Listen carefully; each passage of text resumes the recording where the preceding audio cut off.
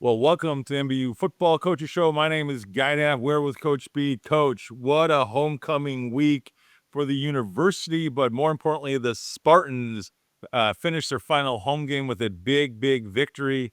I was wondering if you could talk to us a little bit about it because the atmosphere was electric. Spartan Nation showed up, alumni showed up, and it was just a great event. Yeah, no, it was a great night. The challenge with homecoming week is always just staying focused on what our job is. There's a lot of activities, there's a lot of events going on throughout the week that is a lot of fun on our campus. Yeah. But it's fun on every campus. But it's the challenge because you do have to keep that focus and understand that our job is to put on a show and kind of cap the week off on the right way. And I couldn't have been more proud of how we played. I felt we were resilient. I know you use that term on the game after the game, Right. or on the Post-game coaches, show, the yeah. post-game show. But I just could not say enough about just our laser focus. There was a lot of adverse situations that came up in the second half, and we handled them tremendously, and were able to come out with the win. Well, what I think was just so exciting was just, again, the involvement of, your players were, like you said on the post-game show, just serving each other. And we're going to unpack that a little bit. As the Spartans win 21-9 over Central Methodist University, it was also senior night.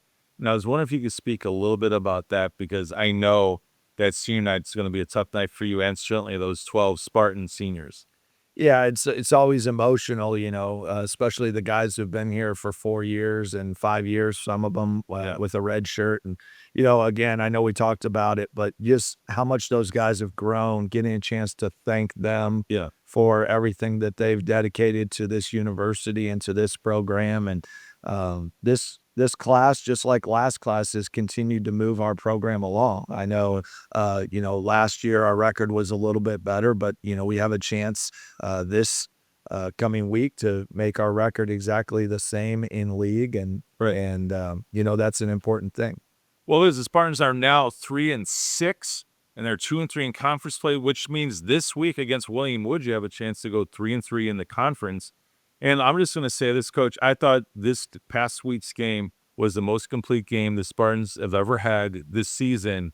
Just given the fact that look at some of these stats.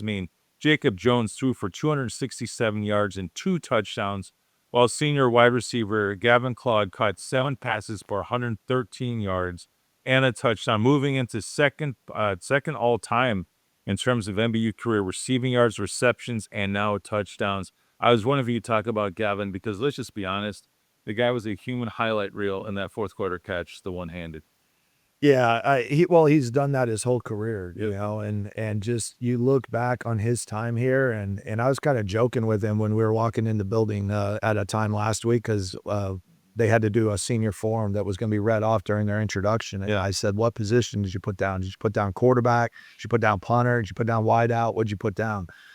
Because he's done it all. He was a tremendous punter for us as a freshman, just to get him on the field. And then, of course, what he's done as a wide receiver. He misses all last year with a torn ACL and then comes back and has had a tremendous season again, going out as a senior. So he's just been that guy. He's a tremendous athlete. He's got tremendous hands. The third down catch was great, but he had a one-handed catch on a broken play that Jacob was rolling out on early in the game that was awesome also. So, he's a fun guy to watch. And as a former wideout, man, I just got tremendous respect for what he does and what Shane Becker does. And, I love watching those guys block too, because when they get after it, boy, it's fun to watch. It is. Hard to about Shane Becker. He also made a huge impact with a 38-yard touchdown reception, making this the first of the season, certainly the 8th in his career. But, Coach, he put some moves on. Yeah. Well, Shane's another guy. You go back, we were showing highlights of him. I think it was his freshman year up at St. Xavier. We throw the bomb up to him end of half, and he, like Odell Beckham's the thing, and one hands it, catches it for a touchdown that gets us back in the game up there. The catches that guy has made, not only in games but in practice.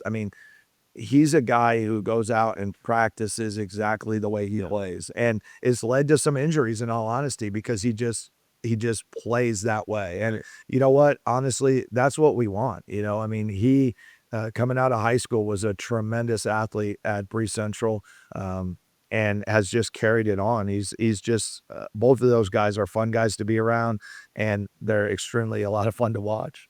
Yeah, it's kind of the last one was Lionel Banks. He added a rushing score. The significance is he now ties Chris Baldwin for the all-time and career touchdowns at 23. It was actually a really cool play you guys had. The option, going at that, that side of the field, but great play to kick off the game. We get the Spartans up 7-0 right away in that first quarter. And I was just wondering if you could speak a little bit more about Lionel. I mean, there's not a lot else to say. He's just an awesome guy. He was awarded an alumni mission award Yeah. at our homecoming chapel on Thursday. I got a chance to be a special invite to the luncheon after and spend some time with him. I love being around Lionel. He's just nothing but positive. He comes in and he asks questions that are just about life. Like, hey, what should I do about this? And Yeah. he's so focused on where he's going to be. He's got a Right. plan, and he's got a plan for everything. When he came in, his goal was to set the rushing record, and at the time it's like, hey, pat the young guy in the back and just say, hey, just keep working hard. Right. Here we are. And he's got it, and he's about to get the touchdown record, and it couldn't happen for a better guy. I mean, records are meant to be broken, and to have him be the new record holder in career rushing yards and offensively and getting that touchdown to break that record, it could not happen for somebody who has dedicated so much to this program and really been a catalyst in flipping it. All those guys have. Absolutely. Now, also on the defensive side, Coach, it was a dominant night, capped by the fact that the defense did not give up an offensive touchdown. Talk to us about that, because that is a big stat. Yeah, it's a huge stat. I mean, that was one thing that we talked about on the sideline is eventually I just told the defense, I said, the only thing I know for sure, it was 14-0. Right. The only thing I know for sure in life is if they don't score, we win. You know, little did I know that it was going to be like, hey, we're going to have to still get stops because they were going to score in other ways. But, again, we talk about seniors, Brady Davis, tremendous. Yep. That's a guy who came in at Grandview when Jeremiah Austin breaks his hand, starts darn near every game since, plays every play, shows up to work every single day, and just a lot of fun to be around. We don't have many defensive seniors. Evan DeWilde and Jake Rains, we announced as seniors, but they do have an option if they wanted to come back. And Evan had a tremendous game. He's had a tremendous season. So, I was really proud of how those guys stepped up and played together as a unit. The secondary was tremendous. Yeah. The linebackers were great. The defensive line was great. They got after them all night and made sure that we walked out of there a winner. Well, I think one of the things that helped you tremendously, and I'm not sure what you did, it looked like you were playing kind of a Tampa 2 for a lot of the game. We had your two safeties back, but it seems like you guys made it a focus to say, we're stopping the run, what you did. Well, yeah, that was going into the game, one of our game plans, because one of the things that we found going into the week, and it's true with some of the other teams, but when you break them down, they're very balanced in what they do until you dive into situations or formations or something like that. Situationally, they got very lopsided when they were in second and long, third and long. Right. And so that was our deal. We wanted to bring some pressure early. We wanted to stop the run, put them in those long yard situations, and then be able to go cover and bring some pressure at various times. And I thought they did a great job. Again, it wasn't anything we haven't done all year. It's just that we executed and we communicated at a high level. So, Coach, kind of wrap out on defense. Nick Stepney and Evan DeWilde led the team with 10 and 11 and 10 tackles, respectively, while Javon Huff, Jalen Williams, or J2 as he's known, and DeWilde each came up with interceptions. And Cortland Johnson also added a forced fumble, which held them scoreless in 3 out of the 4 quarters. But talk to us about the timing of a few of those interceptions. Oh, my goodness. Late in the game to help seal it for the Spartans. Well, Javon started it off, right? I mean, we go for it on fourth and an inch and get knocked back. The ball gets snapped back low. We get knocked back. So they take over in a 14-9 ball game with tremendous field position. Yeah. Probably wasn't the smartest play on my part to go for it. I was just like, hey, this was a pivotal point. Like, offense, we're going to get this. And, I had a lot of faith in our defense. So the very first play, Javon did exactly what we have been coaching them all year to do. And that was, if they were not in coverage, to start reading the quarterback. And they did it, and it led them to a pick. Yeah. And, that's the kind of nice thing is we started seeing the stuff we've been preaching week in and week out come to fruition. All of our turnovers, and you mentioned the sack fumble, all of those happened in the fourth quarter. Yeah.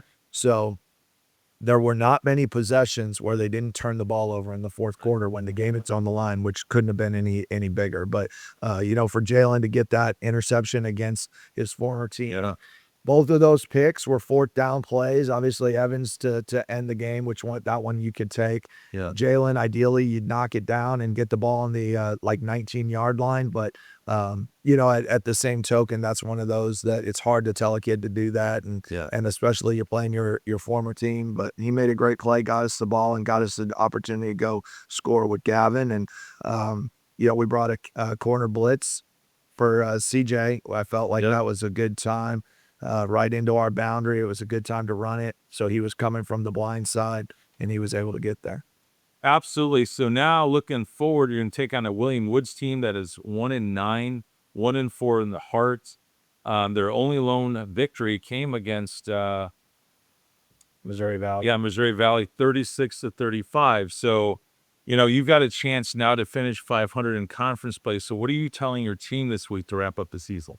Well, in the words of Nick Saban, this is a rat poison game. This is one of those that you can start eating the rat poison and it's not going to end well. So what we've got to do is we've got to stay focused on our job. We can't worry about the record. We can't worry about, what we did against them last year or anything like that. It's going to be a unique situation because we've never played in an environment like this. This is a unique spot. They're building a stadium. So they've got the field, they've got the whole setup, but they don't have bleachers. So it's a bring your lawn chair, sit on the grass type of game. So parents, if you're coming, bring your lawn chairs.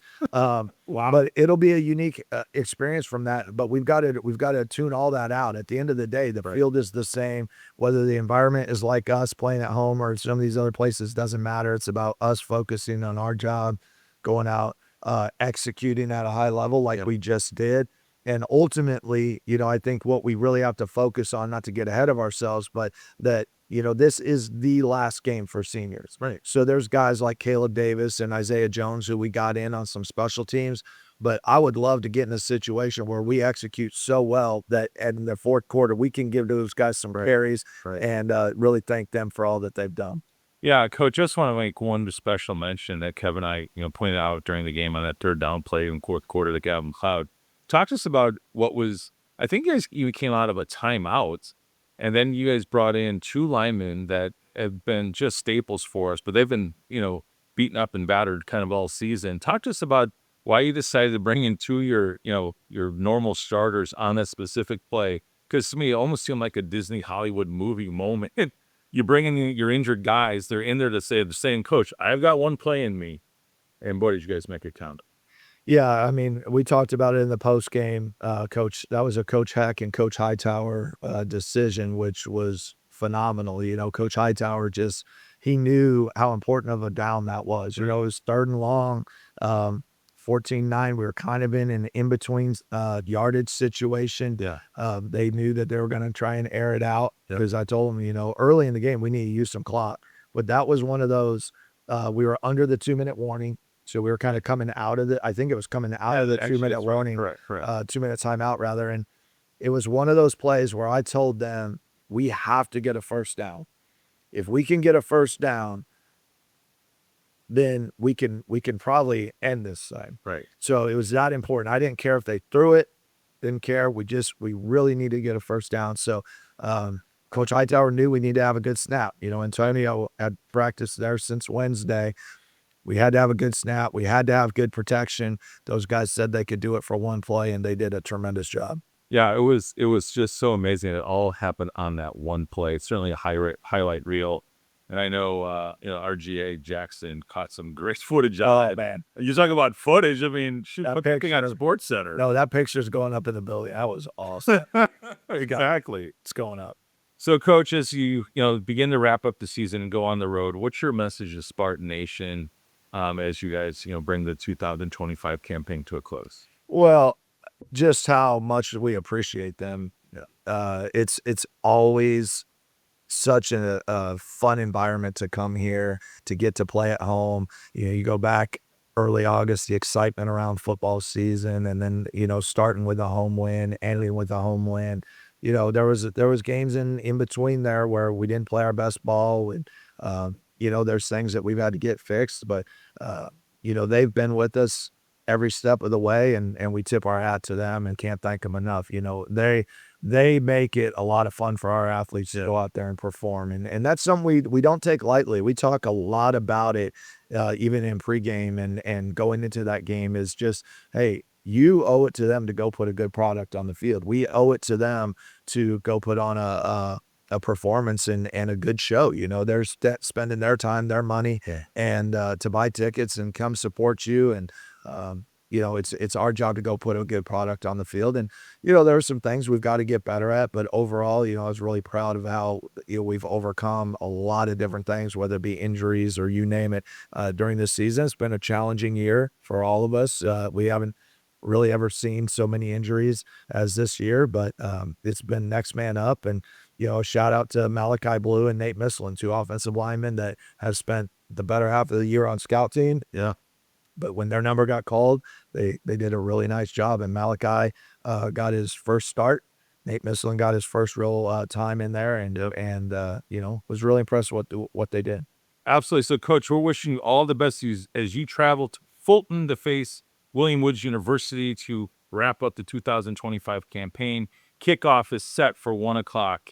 And I do want to give one last shout out to Spartan Nation. I just want to share my appreciation for all the parents that have been tailgating for every home game. You guys have made that such a fun activity and festivity. I know for me, coming into the stadium, it almost came like a ritual, especially with the Gavin Cloud family, as well as the Evan Dewelly family. I just want to say thank you guys for all your hospitality.